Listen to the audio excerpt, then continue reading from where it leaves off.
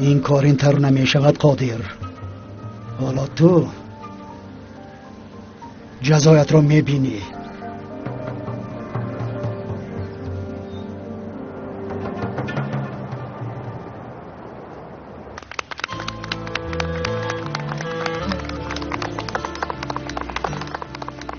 بیا جان، اینجا میشه. تشکر.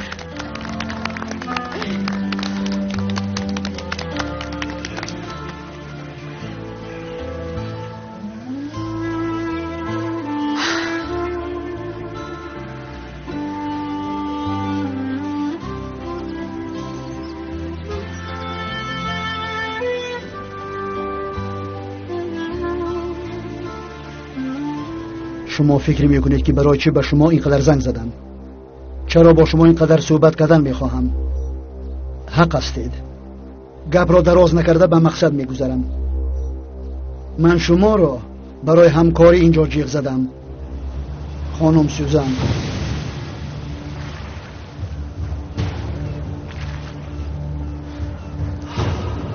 خوب، لیکن تو کسی که با تو همکاری کنم. از کمال رنجیده اید. من هم رنجیدم. از نیلگون و قادر هم رنجیده اید. من باشم میکفم. میخواهید که از آنها قصاص گیرید. من هم میخواهم. مهمانان گرامی، از نام هر دو عائله به این مراسم خوش آمدید گفته و به عقد نکاح شروع میکنیم. نام و نسبتان؟ نیلگون کیالار. نام و نسبی شما؟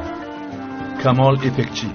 عائله دار شدنتان را با ما طریق خطی ابراز نمودید. هنگام تحقیقات هایم دیده بر آمدم که به عائله دار شدن شما یگان مانع نیست و حالا باشد در نزد شاهدان میخواهم که شفایی رضایت خود را بیان نمایید تا که من عقد نکاح شما را عملی سازم.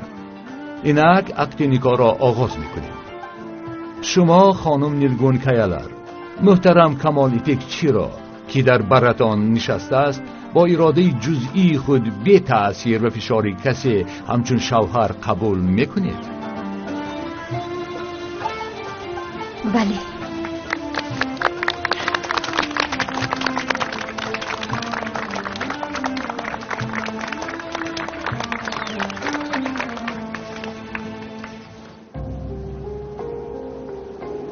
این آدم به من چی فایده دارد؟ باز من از کجا دانم که این مرد به من راست میگوید یا نه؟ آخر ویم از آن هاست. گفته فکر میکنید. شاید حق هستید، اما خطا میکنید خانم سوزان. من حالا تقدیرم را به اختیار شما سپارم. شاید آنگاه کمی به من باور کنید.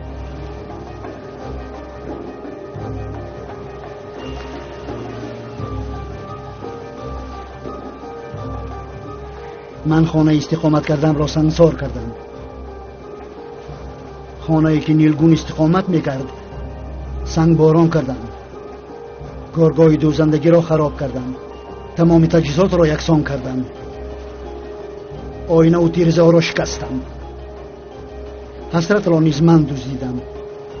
درست شنیدید خانم سوزان، به خاطر پول این کار را کردم.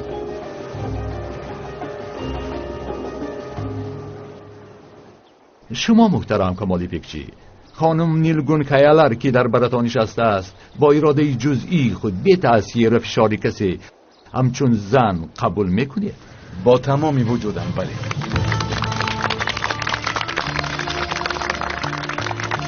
شمایان گواهی میدید؟ بله. بله.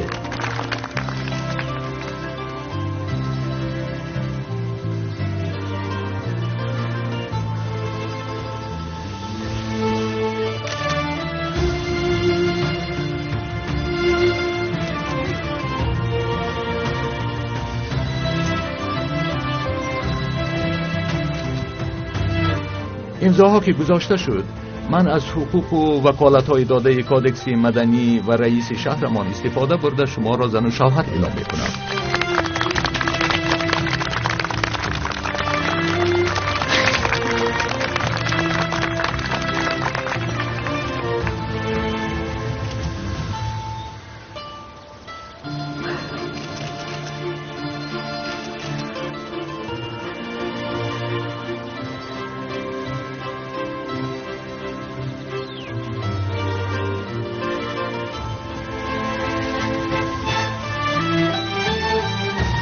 دیگر نمیخواهم که این انگشترین رو از انگشتت برم.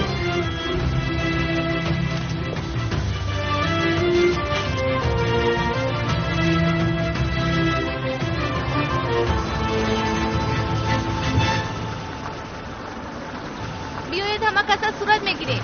مایل است.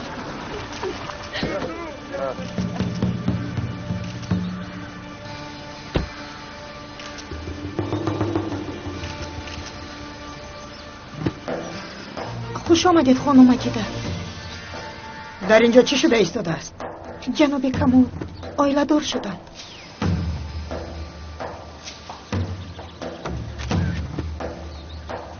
من همه این را برای به نیلگون و فرزندانش صاحب شدن کمال کردم.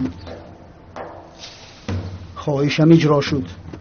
با برابر خلاص شدن حسرت کمال پیشنهاد آیله دار شدن کرد و نیلگون ها زود قبول کرد. زود به اینجا پریده آمدند. جایگیر شدند. در مرکز استانبول خود را جای کردند. به مرکز این عائله بای وارد شدند.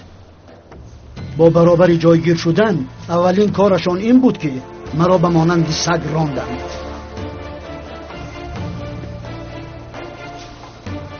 آنها با شرافت من اینجا آمدند. با شرافت من به اینها صاحب شدند. چون که من این را خواستم و همین طور هم شد. و اگر من خواهم که آنها جدا شوند باز جدا می شوند. این خیلی عادی است. من می خواهم که خوب زندگانی کنم. خانم سوزن تو باشی می خواهی که قصاص گیری. اگر ما هر دو دست به دست گیریم حتما غالب خواهیم شد. فهمانده توانستم یا نه؟ گفته هایم خطا است؟ نه خانم سوزن؟ خطا نیست. کم بودی دارد. آیله دار نشدم. آن شرطنامه قطع شد. آیله دار نخواهند شد. تو چه خیلی این رو نمیدونی؟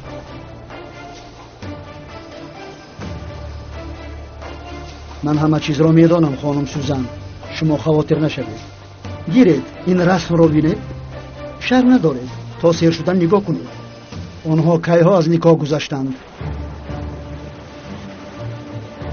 شما به من چیز درکاریم را دهید. من برای قصاص گرفتنتان تمام درها را یک به یک میگشایم. چی میگویید خانم سوزن؟ خانم سوزن